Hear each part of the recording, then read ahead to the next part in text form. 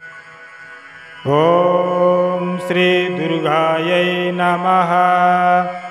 अथ नवदुर्गास्तोत्रम्।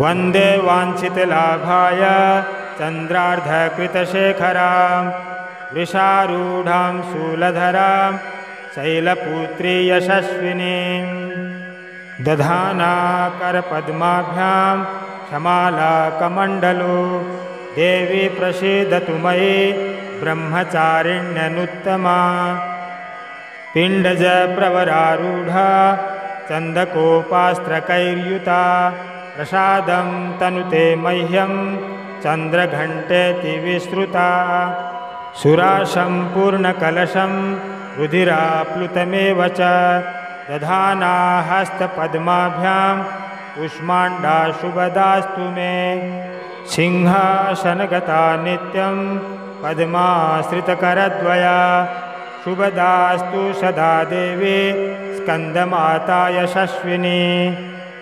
चन्द्रहासोज्ज्वलकरा शार्दूलवरवाहना कात्यायनी शुभं दद्या देवी दानवघातिनी एकवेणी जपाकर्ण पुराणग्नाखरा स्थिता लम्बोष्ठीकर्णिका कर्णी तैलव्यक्तशरीरिणी वामपादोल्लसल्लोह लताकण्टकभूषणा वर्धनमूर्ध्वजा कृष्णा कालरात्रिर्भयङ्करी श्वेते वृषेशमारूढा श्वेताम्बरधरा शुचिः महागौरी शुभं दद्यान् महादेव प्रमोददा सिद्धगन्धर्वयक्षाद्यै रसुरैरमरैरपि सेव्यमाना सदा भूयात् सिद्धिदा सिद्धिदायिनी।